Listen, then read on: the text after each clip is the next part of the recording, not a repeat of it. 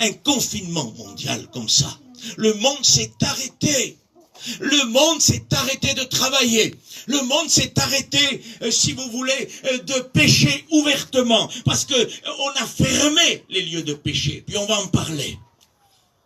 Et puis j'ai écouté dire ça.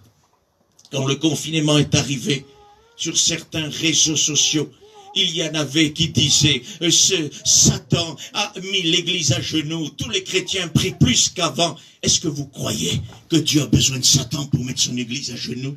Non, il n'a pas besoin de Satan. Christ veut une église soumise. Il ne veut pas une église forcée. Jésus n'a pas besoin de Satan. Jésus n'a pas besoin d'un Covid-19 pour faire briller ses enfants de Dieu. Ses enfants de Dieu sont attachés à lui. Alors ne disons pas des choses qui ne sont pas bibliques. Satan n'a pas mis l'église à genoux. Non, parce que Dieu règne sur la situation. Ça ne l'a pas dépassé.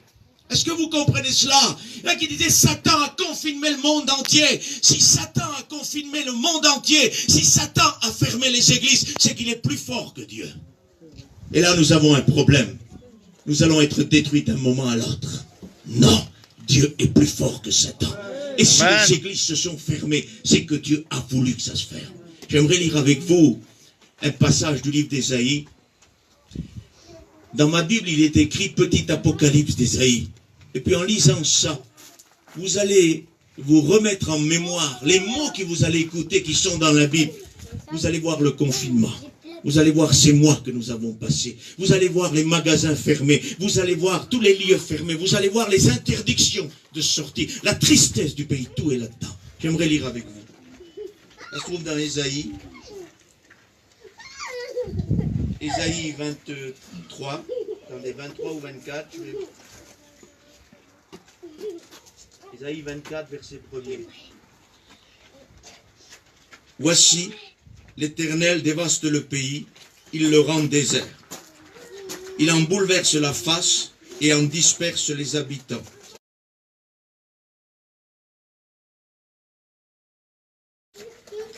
Il en est du sacrificateur comme du peuple, du maître comme du serviteur, de la maîtresse comme de la servante, du vendeur comme de l'acheteur, du prêteur comme de l'emprunteur, du créancier comme du débiteur. Le pays est dévasté, il est livré au pillage, car l'Éternel l'a décrété. Le pays est triste, épuisé, les habitants sont abattus, languissants, les chefs du peuple sont sans force. Le pays était profané par ses habitants, car ils transgressaient les lois, violaient les ordonnances, ils rompaient l'alliance éternelle. C'est pourquoi la malédiction dévore le pays. Tous ceux qui avaient le cœur joyeux soupirent. La joie des tambourins a cessé, la gaieté bruyante a pris fin, la joie de la harpe a cessé, on ne boit plus de vin en chantant, les liqueurs fortes sont amères aux buveurs, la ville est déserte, elle est en ruine, toutes les maisons sont fermées, on n'y entre plus. On crie dans les rues parce que le vin manque, toute réjouissance a disparu, l'allégresse est bannie du pays, la dévastation est restée dans la ville, les portes abattues sont en ruine, car il en est dans le pays au milieu des peuples, comme quand on secoue l'olivier et quand on grappille après la vendange. Au verset 20, il est dit, la terreur, la fosse et le filet sont sur toi, habitant du pays. Celui qui fuit devant les cris de la terreur tombe dans la fosse. Celui qui remonte de la fosse se prend au filet.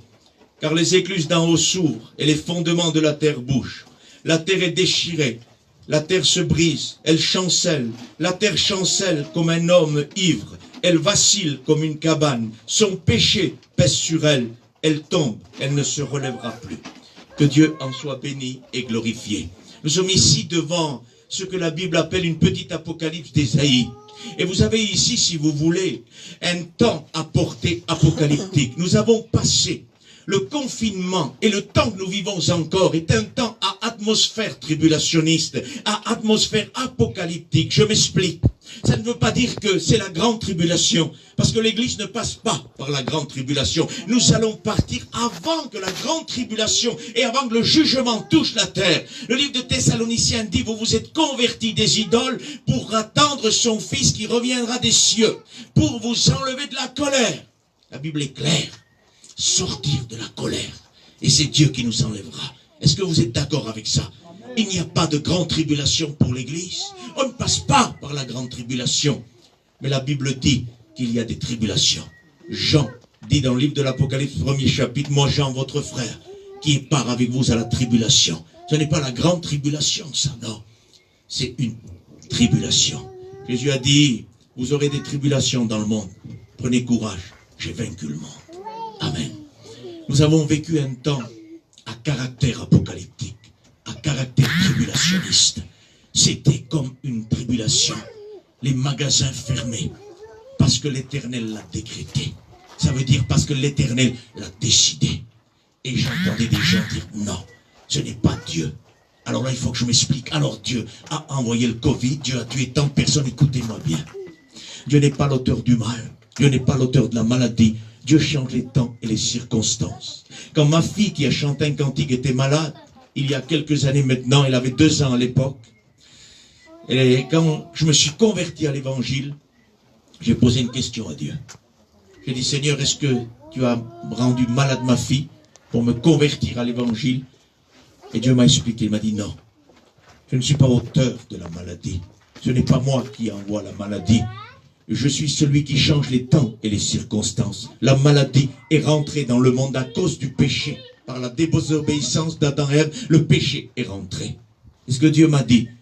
Alors je n'ai pas provoqué la maladie de ta fille, mais j'ai saisi cette occasion-là pour pouvoir changer les temps et les circonstances de ta vie. Est-ce que vous comprenez? La maladie est sur terre, le problème est sur terre. Ce n'est pas Dieu qui a porté le problème. Mais Dieu se sert de cette situation pour faire revenir l'Église à genoux, pour que l'Église prie, pour que l'Église loue le Seigneur. En Ésaïe, il est écrit, ils m'ont prié quand ils étaient dans la détresse. Ils m'ont prié quand ils avaient peur. Voilà que nous avons éprouvé des douleurs, mais le pays n'est pas sauvé. Ça veut dire quoi? Ça veut dire qu'il y a des gens qui priaient. Il y a des gens qui étaient en train d'avoir peur et qu'ils jeûnaient et qu'ils priaient à longueur de journée. Et puis aujourd'hui, je me rends compte que le déconfinement est là. Les gens ne prient plus comme ils priaient dans le confinement. Les gens ne jeûnent plus comme ils faisaient. On dirait qu'ils n'ont plus peur. On dirait qu'ils sont en train de se mettre dans une fausse sécurité. Quand les hommes diront paix et sûreté, une ruine s'abattra. Vous êtes en danger. On n'en a pas fini. Il faut s'accrocher. Je vous en supplie. Il faut que vous vous armiez dans la prière parce que des temps mauvais arrivent. Frère, on aurait voulu écouter quelque chose de meilleur, mais j'aurais voulu vous prêcher ce soir quelque chose de meilleur. Mais c'est quoi meilleur? Parce que meilleur que la vérité, il n'y a rien. Il n'y a rien. Et c'est ce que nous devons écouter. Le pire est à venir, mes amis. Accrochez-vous, Église de Dieu. On a vu des gens prier sur les réseaux sociaux. Ils étaient là du matin au soir. Ils priaient.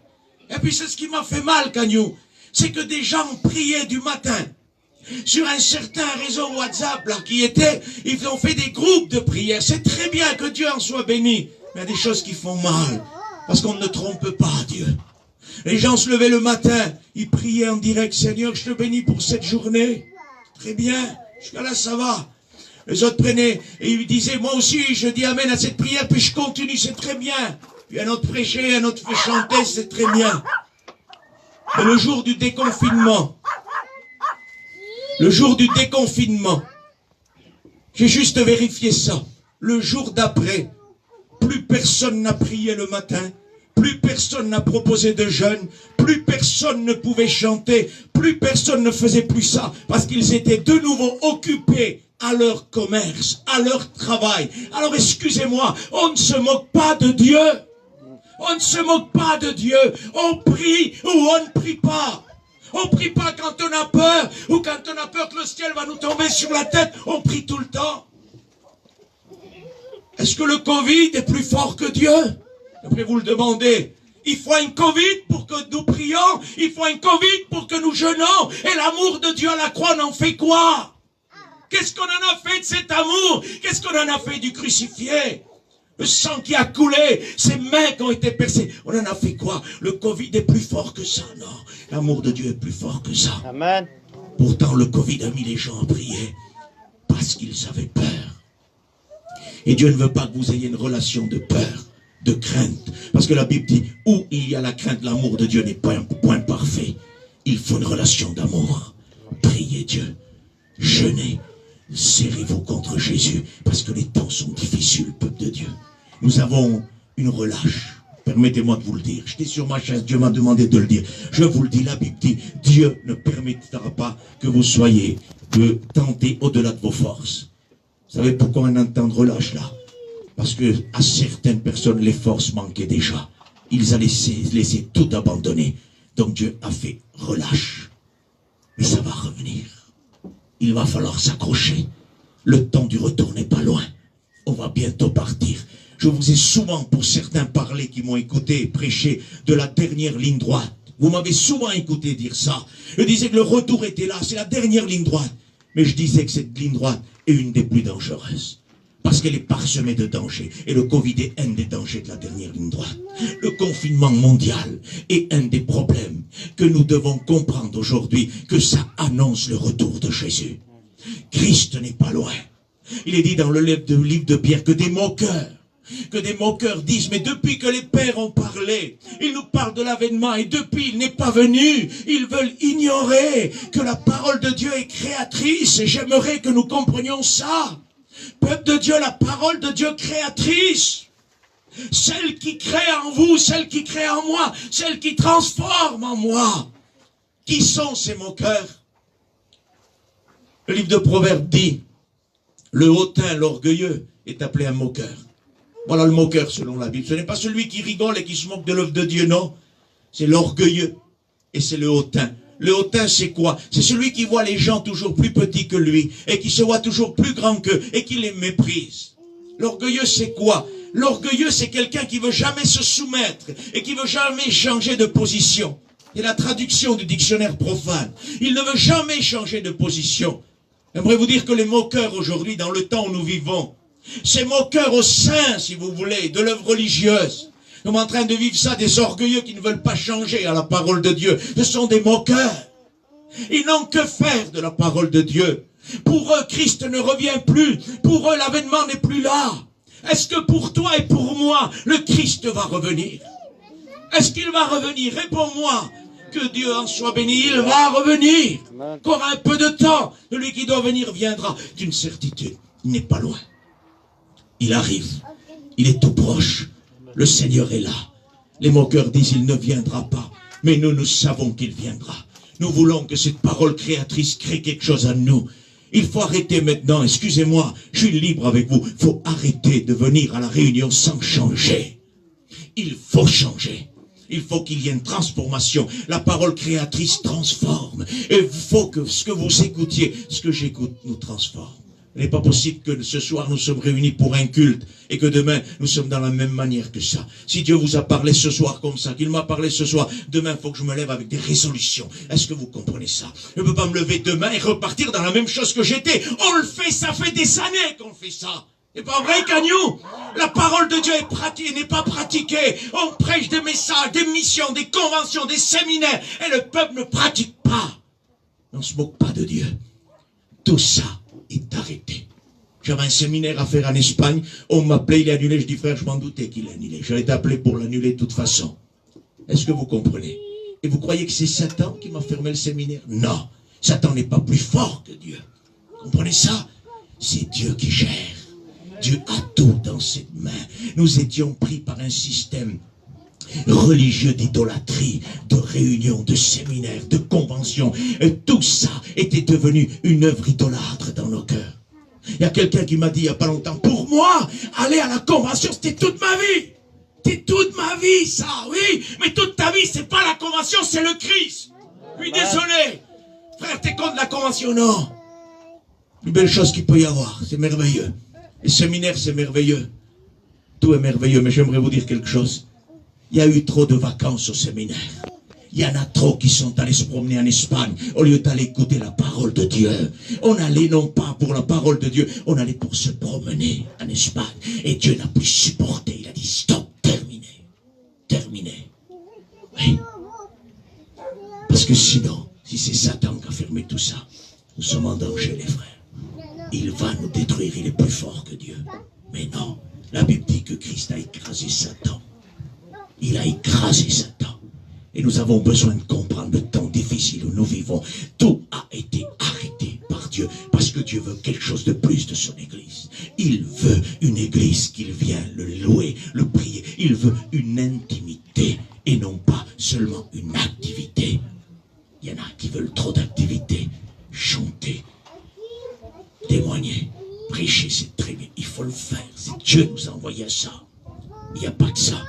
On ne peut pas confondre intimité avec activité. C'est tout à fait différent. Il faut plus d'intimité et très peu d'activité. Vous ne pouvez pas donner si vous n'avez pas reçu. C'est ce que la Bible dit. Un homme ne peut donner que ce qu'il a reçu. Et ce qu'il a reçu, il l'a reçu du ciel. Vous n'avez pas d'intimité, vous ne donnerez rien. Rien du tout. Nous voulons très peu d'activité, mais beaucoup d'intimité. Écoutez, pour quelques personnes qui sont là, qui sont anciens ici, qui m'ont écouté prêcher à Fabrègue il y a à peu près 10 ou 12 ans de cela. J'avais prêché un message, et j'avais dit dans ce message, il faudrait peut-être se préparer à ne pas prendre de culte pendant 2 mois. J'avais dit dans mon témoignage personnel, Dieu m'avait préparé à ça. Peut-être que les sœurs s'en souviennent. J'avais dit, Dieu m'avait préparé à cela. Il m'a préparé à cela. Et je n'ai pas été compris. Il y a un serviteur de Dieu qui m'a repris après la réunion. Il m'a dit, tu ne devrais pas dire ça, j'étais jeune. Et je suis jeune encore dans le ministère. J'ai dit, frère, voilà, je t'écoute, prends ton conseil. J'aurais voulu savoir qu'est-ce qu'il a pensé quand nous avons été confinés et qu'on n'a pas pris le culte pendant 2-3 mois. Je suis sûr qu'il a dû repenser à ce qu'il m'a dit. Est-ce que vous comprenez? Parce que ce n'est pas le culte qui fait de vous ce que vous êtes. Vous venez prendre le culte parce que vous êtes chrétien, enfant de Dieu. Sinon, vous n'avez pas le droit de participer à la table. Est-ce que vous comprenez? Est-ce que ce sont le système d'église qui nous tient? Est-ce que c'est le système de réunion qui nous tient? Est-ce que c'est les missions d'été pour tendre les stores, pour que nos caravanes soient sur de la pelouse verte, et qu'on ait la belle table, et qu'on ait l'oiseau sur la fenêtre, là, bien pendu en haut, et que la décoration soit sans faute? C'est ça l'œuvre de Dieu? Non! L'œuvre de Dieu, c'est souffrir à genoux. L'œuvre de Dieu, c'est rentrer dans le jeûne et combattre les démons et combattre Satan. On en est où aujourd'hui? Macron a décidé qu'il ouvre, tout le monde a décidé c'est bon. Tout va bien, on repart. Non, rien ne va. Rien ne va. Ils disent que tout va bien quand tout va mal. Ça va mal. Ne rentrez pas. Ne reprenez pas les armes du monde. Restez accrochés à Dieu.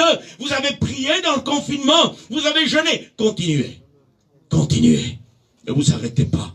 Des temps difficiles arrivent. Que vous le vouliez ou non. Un crash boursier va toucher le monde.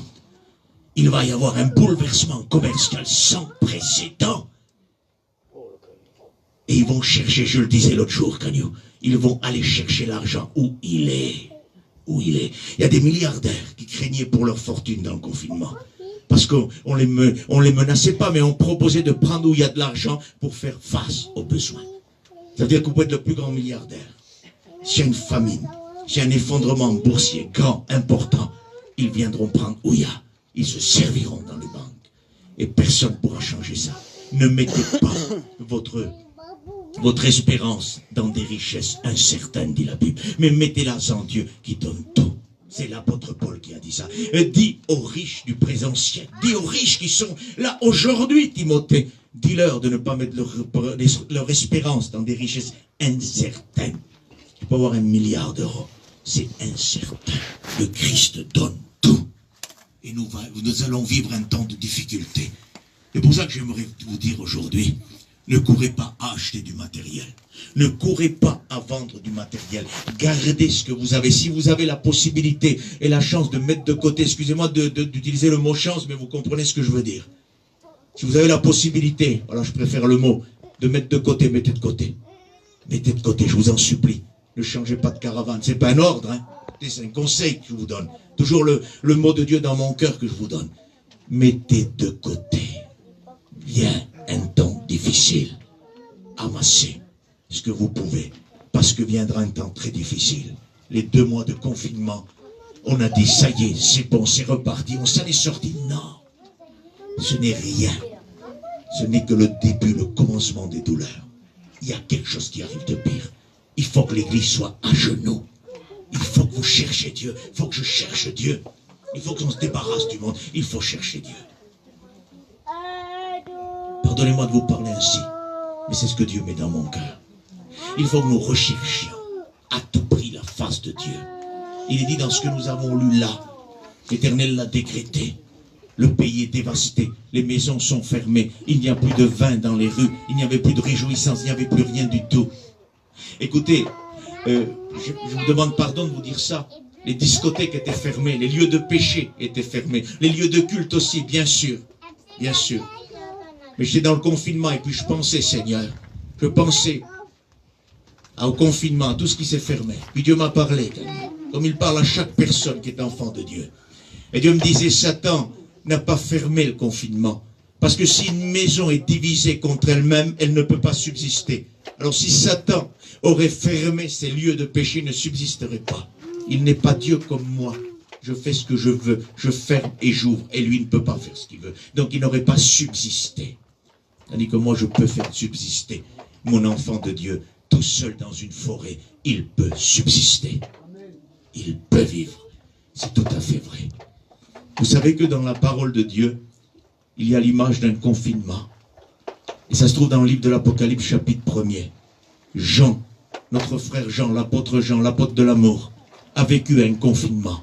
Il était sur le continent et il prêchait la parole de Dieu dans les églises comme nous le faisions. Et à un moment donné, il dit, moi, votre frère qui est part à la tribulation et qui suis sur l'île de Patmos à cause de la parole de Dieu qu'il prêchait, du témoignage qu'il avait. Et on l'a confiné tout seul, Cagnou. Il n'y avait plus personne. C'est un confinement spirituel. Dieu fait les choses à merveille. Nous avons été confinés. Il a été retiré du système du monde, retiré d'Éphèse, retiré des villes de la côte. Et là, on l'a confiné. On lui a amené à manger. Il ne faisait rien de plus. Comme nous, on allait chercher à manger, on revenait à la maison. Jean était confiné aussi.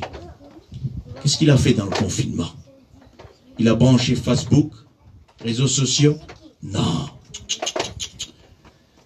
Un témoignage est raconté sur les lieux là-bas, que c'est des montagnes d'argile. Paraît-il que tellement qu'il a mis la main pour se tenir, pour prier à la montagne d'argile, il y a la marque de la main dans la montagne. Il n'a pas dû prier 5 minutes. Il a dû persévérer. Il était tout seul. Pas de convention, pas de réunion, pas de salle, rien. Tout seul, confiné devant la face de Dieu. Il a cherché la face de Dieu. Puis à un moment donné, il dit, j'écoutais une voix, semblable à une trompette. Il connaissait cette voix. Le timbre de voix le connaissait. C'est cette voix dont il a posé sa tête sur la poitrine de Jésus. C'est la même voix, mais elle est imprégnée de la résurrection, là. Il reconnaît qu'il y a dans le timbre de voix une connaissance. Il connaît. Il se retourne, il voit. Et là, il tombe comme mort. Comme mort devant la présence de Dieu. Et là, Jésus met la main sur lui et dit, n'aie pas peur. N'aie pas peur. Je suis le premier et le dernier. Je suis la résurrection et la vie. Jésus est tout. Il dit, n'aie pas peur. Il tombe comme mort. Ça veut dire quoi? Interruption volontaire de la part de Dieu du mandat ministériel de Jean. Frère, c'est pas écrit. Vous allez le comprendre avec l'écriture. Il s'arrête, il tombe comme mort. Ça veut dire inactivité là. Il tombe aux genoux de Jésus et il prie son Dieu. Pourquoi je vous dis qu'il y a une interruption du ministère ou du chant, du témoignage? Parce qu'en chapitre 10, il dit, il faut maintenant que tu prophétises de nouveau. Là, il y a un renouvellement du mandat prophétique de Jean. Ça veut dire qu'il y a une reprise d'activité. Ça veut dire que nous avons été arrêtés de prêcher, arrêtés de témoigner, arrêtés de chanter. Et il y a une reprise d'activité. Attention, ne vous trompez pas. Le moment de la reprise appartient à Dieu. Ne démarrez pas avant que Dieu l'a voulu. Il faut démarrer dans le temps de Dieu. Écoutez, Dieu a confiné son église pour qu'elle rentre dans sa chambre. Pour qu'elle cherche Dieu. Je vais essayer de raccourcir, je sais qu'il fait frais, mais on va essayer d'aller vite et on va essayer de prier, mais il faut que nous saisissions ce qu'il y a à saisir. Dieu a voulu confiner son église. Vous savez ce que des fois, j'ai vu des personnes 3 jours après le confinement ont établi des réseaux, je ne sais pas comment ça s'appelle, moi, Zoom ou ce que vous voulez là. Ils ont établi ça pour les témoignages, la prédication et tout ce que vous voulez 3 jours après. Je ne sais pas si vous comprenez où nous en sommes. Nous ne supportons plus de ne plus prêcher. J'ai dit à quelqu'un, j'ai dit, vous vous arrêterez donc jamais de prêcher. Même dans le ciel, quand on sera devant le grand pasteur des pasteurs, vous prêcherez toujours. Même quand Dieu a confiné, même quand Dieu a décidé que tout cela s'arrête, il faut continuer. Oui, mes frères, il y a eu des bonnes choses sur Zélo et Zoom et tout ce que tu veux. Oui, mais attendez, l'exception ne fait pas la règle. Et d'après-midi, Dieu me parlait. Il me disait, tu diras ça ce soir, je vais vous le dire. Il me disait, il y a des gens qui se sont convertis en voyant un petit moineau manger du pain, Dylan. C'est ce que le Seigneur me disait. Je ne les connais pas, les gens, mais je crois le Seigneur sur parole. Il me dit, je suis capable de tout. Il me disait, il y a eu des gens en voyant un petit moineau manger du pain sur la table. Ils se sont convertis à l'évangile. Ils sont devenus chrétiens parce qu'ils ont vu la majesté de ce que je suis. Et il m'a dit, c'est pas pour ça que j'ai arrêté les hommes de Dieu de prêcher. Non, l'oiseau a pu sauver quelqu'un par l'action qu'il a fait. J'étais derrière cela. Mais c'est pas pour ça qu'il faut arrêter de faire prêcher. Est-ce que vous comprenez? Et c'est pas parce qu'il y a eu une bénédiction ou 2 ou 10 sur Zélo, sur Facebook et tout ce que vous voulez, qu'on va arrêter la prédication en direct pour faire ça tout le temps. Est-ce que vous comprenez? Non, l'exception ne fait pas la règle. La règle, c'est la règle et ça restera jusqu'à la fin. Et on ne peut pas changer ça. Et vous ne pouvez pas changer ça. Écoutez, j'aimerais vous le dire, je vous le redis. Facebook est une infection pour l'église. Frère, quand même. Mais Facebook a aidé des millions de chrétiens. Oui, vous croyez? Est-ce que s'il n'y aurait pas eu ça, il n'aurait pas été plus proche de Dieu aujourd'hui? J'en suis convaincu. Vous pouvez venir à 6000 personnes si vous voulez. Je suis convaincu de ça. Coupez-moi en morceaux. Je suis convaincu que pendant le confinement, si on aurait arrêté les réseaux sociaux, les gens auraient rentré dans leur chambre. On m'a dit, oui frère, on n'a pas tous la même maturité, les gens ont besoin de la parole de Dieu. Puis je me suis attristé avec ça. J'ai dit, Seigneur, c'est vrai. Vous dites ce que j'ai pensé, hein. Seigneur, peut-être je me trompe. Là, nous, j'ai pensé ça. Puis tout de suite, dans ma chambre, Dieu m'a dit, non, tu ne te trompes pas. Écoute-moi. Il a commencé à parler. Il dit, les gens cherchent donc la parole. Et j'ai répondu au Seigneur, oui. Dans mon cœur, j'ai répondu, oui, Seigneur. Ils disent qu'ils cherchent la parole. Alors le Seigneur m'a dit, qui c'est la parole? Et j'ai dit, c'est toi la parole. La parole était Dieu et la parole est venue parmi nous. Alors il dit, non, ce n'est pas moi qu'il cherche. Parce que s'ils me chercheraient à moi, ils viendraient dans leur chambre et ils me trouveraient. Mais ils cherchent leurs moyens de réunion, leur idolâtrie religieuse, les 3 réunions par semaine, le culte, les missions, les séminaires. C'est ce qu'ils veulent. Ils ne veulent pas lâcher ce système religieux. Parce que si c'est la parole, elle est dans la chambre. Et là, j'étais brisé par Dieu. Je dis, Seigneur, tiens-moi là, s'il le faut, toute ma vie. Seigneur, je voudrais même m'arrêter de prêcher pour rester à tes pieds. Parce qu'à tes pieds, il y a tout. À tes pieds, il y a tout, Seigneur. Je le dis pour moi. Dylan, Kanyou, je ne vous engage pas. S'il y a d'autres serviteurs, je ne vous engage pas. Je ne crois pas pouvoir sauver le monde. Celui qui a sauvé le monde, c'est Jésus. Qu'on ne croit pas, prédicateur, que sauver le monde. Non, c'est Jésus qui a sauvé le monde. Nous sommes envoyés. Et quand nous sommes envoyés, Dieu bénit. Mais nous ne nous trompons pas, nous ne sommes pas plus forts que Dieu. Les gens ne cherchaient pas ça, excusez-moi. Ils cherchaient un système. Comment, frère? Oui. Parce que sur les réseaux sociaux, c'était pareil qu'une réunion. Au lieu de se mettre à la prière et à la parole, il y en a un qui témoignait, il y en a un qui chantait, 3 cantiques, un témoignage, puis l'autre prêchait, on fermait, on faisait les annonces et puis c'était bon. On va où là? On veut quoi? On veut quoi? J'ai dit ça, moi, parce qu'on m'avait appelé. On m'a dit, frère, voilà, tu pourrais. Je dis non, je reste tranquillement devant le Seigneur. Le Seigneur ne me demande pas de prêcher, je ne prêche pas. Les réseaux sociaux, tout, je ne prêche pas. Puis, ni ailleurs, je ne prêche pas pour le moment. Puis, il me disait, oui, mais bon, tu sais, tout le monde le fait. J'ai dit, c'est très bien. Je n'ai rien dit, je respecte chacun. Quand nous, dans sa manière de comprendre des choses, je respecte chacun. Mais il y a une chose que je veux savoir, moi. Comment se fait-il qu'après cette abondance de réseaux sociaux, le peuple aujourd'hui n'est pas en meilleur état qu'il était? Citez-moi si vous voulez quelques cas, je peux vous en citer aussi, il y a eu quelques bénédictions. Mais après ça, quand vous voyez les églises réunies chez eux où ils sont, les gens sont à demi-mort. Ils n'en peuvent plus. Ils n'en peuvent plus. Ils sont à bout de tout. Ils n'en peuvent plus. On avait normalement 3 réunions par semaine. Avec Zoom et Zélo, il y a eu des réunions, Dylan, par jour, il y en avait 3 ou 4 parfois. Il y a eu des réunions et des veillées de prédication. Vous avez écouté peut-être. Ils prêchaient toute la nuit, Kanyou. Un s'arrêtait, l'autre partait. Je crois qu'il y en a qui ont tout le temps rêvé de prêcher beaucoup. Moi, je crois que c'est ça. Ouais, je crois que c'est ça. Il y en a un qui m'a dit un jour, sur Zélo, écoute, j'ai jamais prêché à plus de 60 personnes, là j'avais 350 vues, tu te rends compte? Il est bien malheureux pour toi. On cherche les vues, on cherche combien de têtes on a devant nous, mais vous comprenez bien que ça va pas. C'est pas ça qu'il faut chercher. Mais non, c'est pas ça. On finissait une réunion, il courait dans une autre réunion. Il y en a qui prenaient 2 réunions à la fois. Il dit, ah, j'ai oublié, attends, tu peux prier pour finir la réunion, pasteur? Non, je peux pas, l'autre il m'attend là-bas. Attendez, c'est quoi ça? C'est quoi ça? Il faut venir à l'évidence. J'ai dit à ce frère qui m'appelait, j'ai dit, écoute-moi.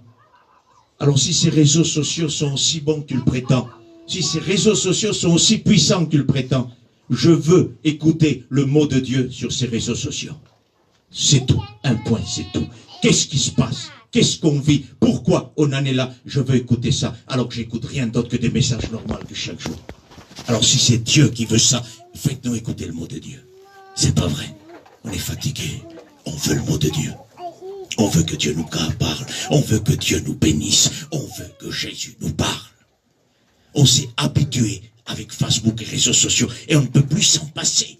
Alors on est obligé de l'introduire dans l'œuvre de Dieu parce qu'on ne s'en passe plus. On ne peut plus supporter sans notre téléphone. Rangez votre téléphone. Fermez Facebook, ça vous détruira un jour. Fermez tout ça.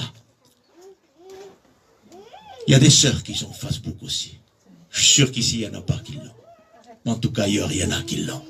Des sœurs qui sont branchées constamment sur Facebook. Ça s'appelle, excusez-moi, vous me permettez la liberté, les sœurs? Ça s'appelle des curieuses.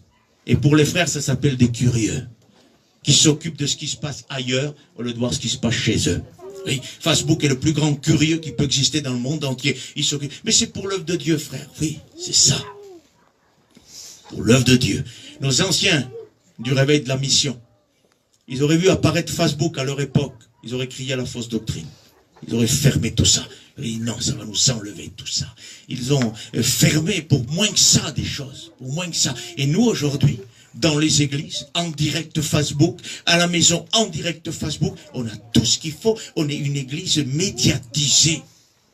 L'église médiatisée, qui se laisse rassurer par les médias, qui se laisse rassurer par Facebook, mais qui ne se laisse pas rassurer par le Christ.